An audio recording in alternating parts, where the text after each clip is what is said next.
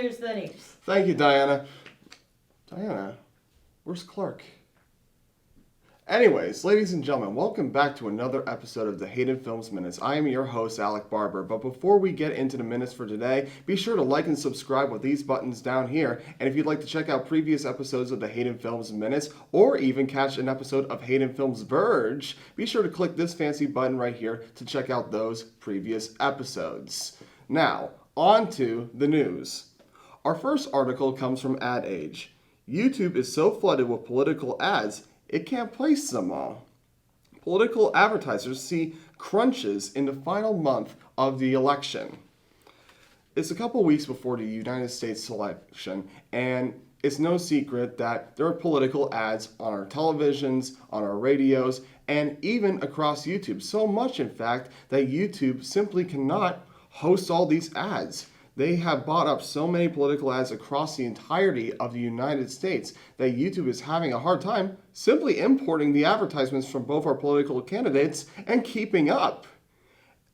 In the pandemic, it's no secret that people have reverted back to their homes, stayed inside, watched media and entertainment to cope.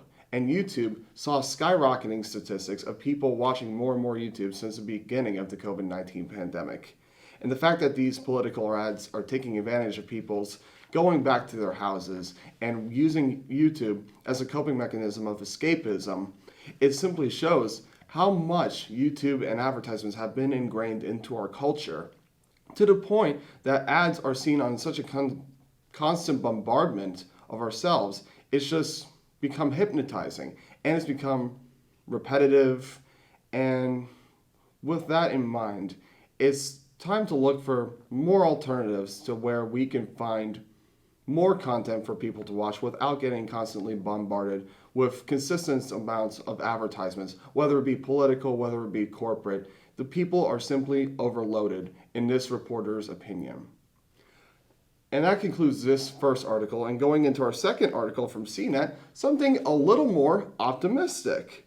NASA telescope uncovers definitive evidence of water on the moon. Now, about approximately 11 years ago, a trio of spacecraft changed their view of the moon by finding molecular H2O molecules within the moon's surface, but they were sort of assembled in a way that we wouldn't see as water for ourselves. But in recent photographic studies, these people have now found much more molecular water upon the surface of the moon itself, which is amazing with all the new phenomenal technology that has come out and research studies directly from the University of Hawaii. They used UV radiation to detect certain temperatures of molecular water upon the moon's surface, and they concluded that the moon isn't a dry desert that we thought it was. It actually has a certain dampness to the texture of the surface of the moon, including into the dirt, the craters, and the rocks itself.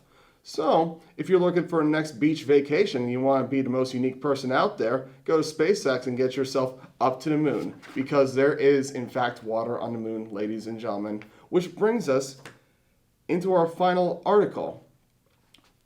Whatever happened to AR and VR from CNET? They've been the next big thing for far too long, and now we're discussing with an expert about what is happening next.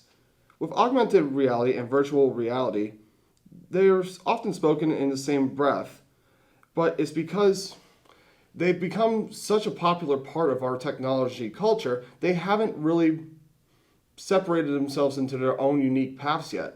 Augmented reality being sort of a reconstruction of what we surround ourselves with virtual reality being a simulation of that. And it is no secret that people have taken a much more liking to the virtual reality aspects with the Oculus Rift, and over 5 million different sales of virtual reality products within the past few years alone. And the fact that augmented reality and virtual reality are now becoming such a bigger aspect of our media outlets and our everyday lives, it goes to show that people are finally looking for that perfect escapism. They're looking for that perfect way to get out of the troubles of their lives, be it a pandemic, be it a election of some sorts, be it something that's perhaps going on in home.